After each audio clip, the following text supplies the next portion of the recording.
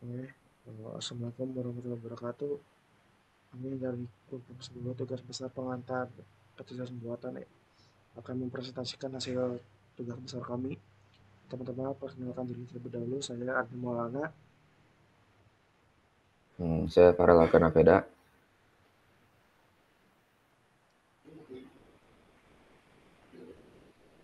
Latar belakang. Aritmia atau irregular heartbeat adalah gangguan kesehatan yang terjadi pada irama jantung. Penyakit ini menyebabkan detak jantung pengidapnya terasa tidak teratur yang bisa lebih cepat atau lebih lambat. Pengklasifikasian aritmia memiliki peran penting dalam diagnosis dan pengobatan penyakit aritmia. Dengan menggunakan dataset aritmia yang sebelumnya pernah dipakai pada penelitian yang ditulis oleh Altai Guvenir, Barak Achar, tulisan Demiros dan Ayhan Cekin yang berjudul A Supervised Machine Learning Algorithm for Arrhythmia Analysis. Kami membuat supervised machine learning algorithm dengan mengadopsi metode algoritma KNN dan naive Bayes.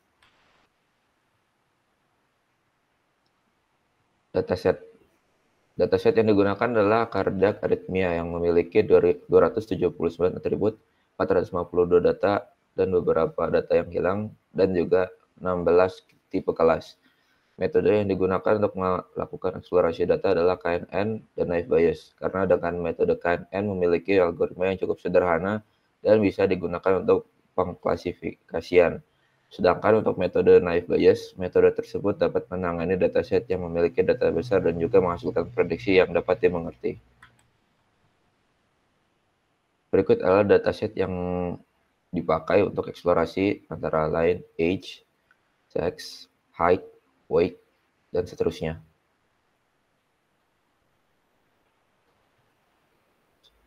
Mengimport library.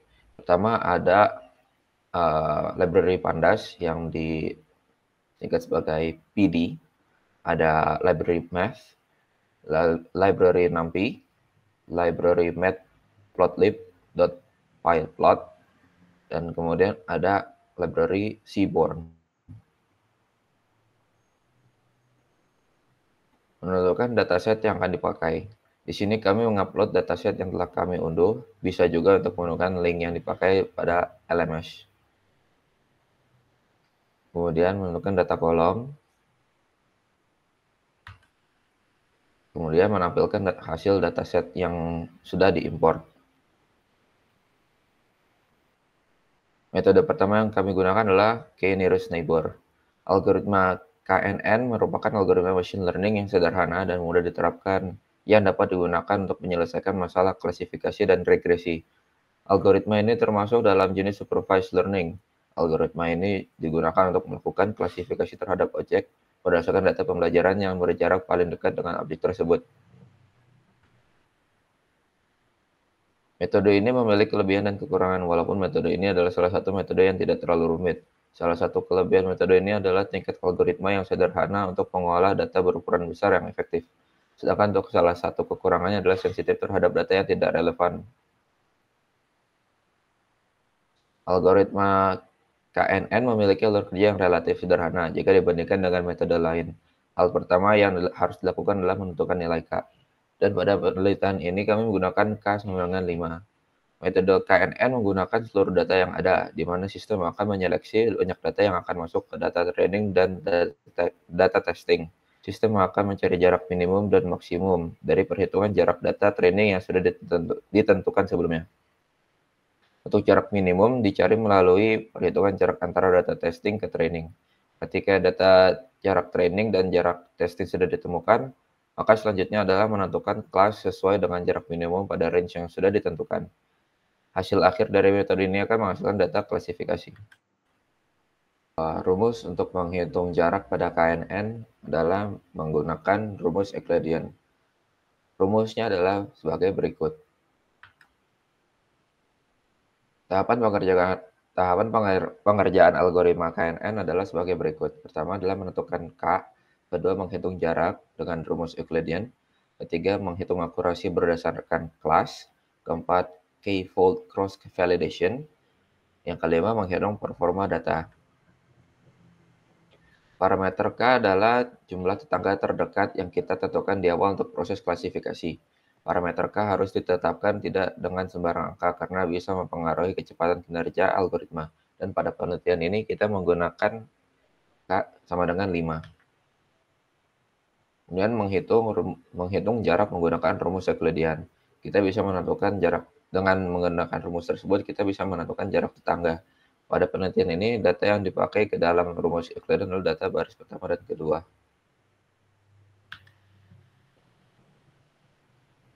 Setelah menghitung jarak dari data training ke data testing dengan rumus Euclidean, maka data descent dan kelas akan ditambahkan pada data kemudian diurutkan. Membandingkan dan menghitung akurasi berdasarkan prediksi yang ditentukan oleh variabel y_pred dengan nilai sebenarnya yang dibawa pada variabel y_true dengan menggunakan perulangan pada perhitungan dilakukan pada setiap elemen prediksi. Program ini membantu mengevaluasi performa algoritma dalam pemeriksaan prediksi. Cross-validation adalah metode untuk mengukur efisiensi model dengan training pada subset data input dan mengujinya pada subset data input yang sebelumnya belum dilihat model tersebut. Atau secara singkatnya adalah teknik untuk memeriksa bagaimana performa model kekumpulan data untuk mengukur generalisasi model tersebut dengan metode statistik. Menghitung performa data dengan menggunakan parameter K yang telah ditentukan sebelumnya, yaitu 5. Langkah selanjutnya adalah membuat list kosong untuk menyimpan nilai akurasi dengan fungsi ACCS dan membuat variabel false untuk daftar lipat yang berisi subset yang dipisahkan. Perulangan for melakukan iterasi pada setiap jumlah fold yang ada. Fungsi evaluate dipanggil dengan memasukkan fold dan nilai K yang sudah ditentukan. Hasil akurasi fungsi evaluasi disimpan dalam list X menggunakan metode append. Setelah semua iterasi selesai, program mengembalikan rata-rata akurasi data. Selanjutnya akan dilanjutkan oleh Ardian Maulana. Baik, terima kasih Bro. Di sini saya akan menjelaskan naive Bayes.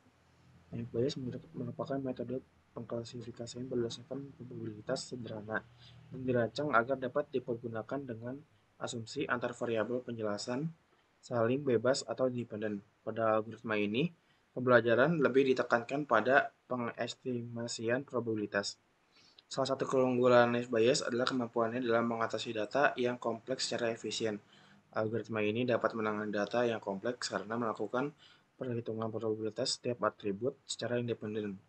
Keunggulan lainnya adalah kemampuan algoritma ini dalam menangani data nominal dan kategori, seperti jenis kelamin serta numerik seperti berat dan umur. Next. Ini merupakan step pengerjaan dari Naive Bayes. Pertama-tama dihitung data training, lalu menghitung data uji, lalu menghitung atribut menggunakan rumus Gaussian, lalu menghitung peluang kategori positif dan negatif, lalu dipisah dan dihitung probabilitasnya. Next. Pertama-tama kita akan membuat data training, memisah data training, data tes, dan kunci jawaban. Next. Ini merupakan tampilan data-data yang sudah dipisah. Okay, next. Lalu pada tahap ini kita melakukan split data, yaitu split data training akan dibagi menjadi dua data frame, yaitu kelas 01 yang berisi data dengan tipe 1 atau nominal, dan kelas 2 yang berisi data tipe aritmia yang tidak normal, berdasarkan nilai pada kolom kelas. Next. Ini merupakan data dari kelas 1. Next.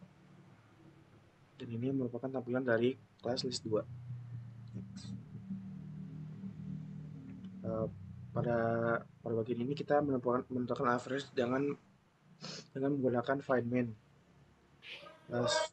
Setelah pembagian data training menjadi kelas 1 dan 02, dilakukan penghitungan rata-rata mean dari setiap atribut pada masing-masing data frame menggunakan fungsi mean dalam Python. Next. Setelah itu, ini masih average menggunakan for.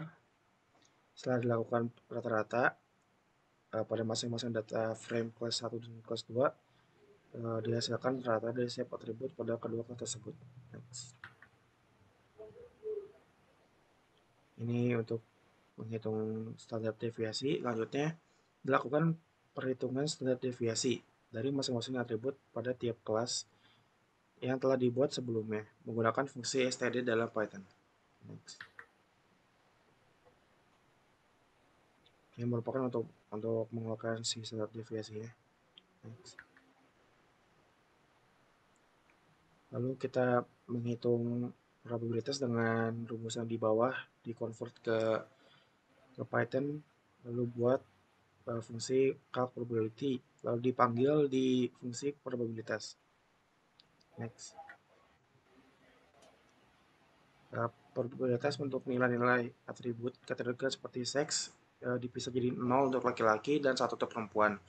Dan probabilitas untuk tipe kelas yang digunakan rumus P dalam kurung C X1 dan X2 sama dengan P X1 C kali P X2 C dikali P C, di mana C adalah tipe kelas, X1 adalah atribut kategori 1, misalnya laki-laki, X2 adalah nilai atribut kategori 2, misalnya perempuan. Rumus ini menghitung probabilitas kelas berdasarkan atribut kategorikal yang diberikan, dengan mempertimbangkan probabilitas masing-masing nilai atribut dan probabilitas tipe kelas. Lalu setelah sudah dipisah dan dihitung std dan average-nya, kita buat prediksi. Pada fungsi tersebut dilakukan iterasi untuk menghitung probabilitas total dengan mengalihkan probabilitas setiap atribut pada setiap baris data. Setelah itu dibandingkan probabilitas antara kelas 1 dan kelas 2. Hasil prediksi dipilih berdasarkan probabilitas yang lebih besar antara kedua kelas. Ini merupakan output dari prediksi. Lalu selanjutnya menghitung conversion matrix untuk mengoutputkan hasil akhirnya. Next. Conversion matrix digunakan untuk menghitung nilai kebenaran seperti true positif, false positif, true negatif, dan false negatif. Akurasi, presisi, dan recall dihitung menggunakan rumus bagi berikut. Akurasi sama dengan TP tambah TN dibagi TP tambah TN tambah FP tambah FN. Lalu presisi sama dengan TP dibagi TP tambah FP. Recall sama dengan TP dibagi TP tambah FN. Akurasi mengukur keseluruhan sejauh mana model dapat mengklasifikasi data dengan benar. Presisi mengukur sejauh mana prediksi positif model adalah benar. Recall mengukur sejauh mana model dapat menemukan kembali kejadian positif secara keseluruhan. Next. Ini hasil akhir dari nice saya, di mana true positif dia dapat 58%, lalu FP-nya dia dapat 58%, TN dia dapat 50%, dan FN dia dapat 60%. Akurasi yang didapatkan yaitu 47%, presisi yang didapatkan yaitu 50%, dan recall yang didapatkan adalah 49%. Baik. Evaluasi metode KNN. Setelah mengolah data dengan menggunakan algoritma KNN, didapatkan hasil evaluasi berikut. Dengan menggunakan nilai K sama dengan 5, didapatkan hasil akurasi sebesar 0,6 atau sebesar 60%. Metrik akurasi lebih sering digunakan pada algoritma ini karena dapat memberikan perhitungan seberapa baik algoritma tersebut dapat mengolah dan memprediksi data dengan benar. Namun ada beberapa aspek yang juga tidak bisa diragukan seperti luasnya sebaran data, ketidakseimbangan kelas, dan lainnya yang juga akan mempengaruhi nilai akurasi atau bobot hasil akhir penelitian. Ini merupakan evaluasi dari naive Bayes. Jadi kita mendapatkan true positifnya 58%, false positifnya 58%, true negatifnya 50%, dan false negatifnya 60%. Dalam akurasi didapatkan hasil sebesar 47,7% yang mengindikasikan sejauh mana model dapat secara tepat mengklasifikasikan seluruh data. Nah, presisi diperoleh sebesar 50% yang mengukur jauh mana prediksi positif yang dibuat oleh model adalah benar. Sedangkan nilai recall adalah 49% yang mengukur sejauh mana model dapat menemukan kembali kejadian positif secara keseluruhan.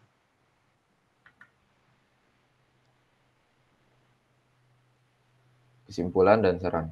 Algoritma naive Bayes adalah pengklasifikasi linear, sedangkan KNN tidak.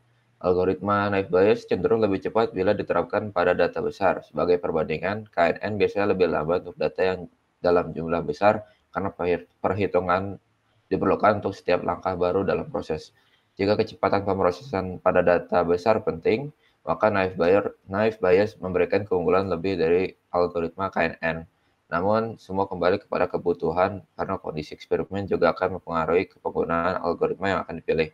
Saran untuk laporan dalam tema KNN dan naive Bayes adalah melibatkan dataset yang lebih beragam untuk eksperimen, kemudian melakukan analisis perbandingan yang lebih mendalam antara kedua algoritma, mempertimbangkan penggunaan metrik evaluasi yang lengkap, mencari kombinasi parameter yang optimal, membandingkan dengan algoritma klasifikasi yang lainnya, mengusulkan pengembangan dan modifikasi pada algoritma, serta melibatkan studi kasus dari domain yang berbeda untuk memahami sejauh mana KNN dan naive Bayes dapat diterapkan secara umum dan memberikan kontribusi teoritis yang relevan. Ya, Kembalikan kepada Ardian. baik, terima kasih Farel. Sekian presentasi dari kami. Kurang lebihnya mohon maaf. Wassalamualaikum warahmatullahi wabarakatuh.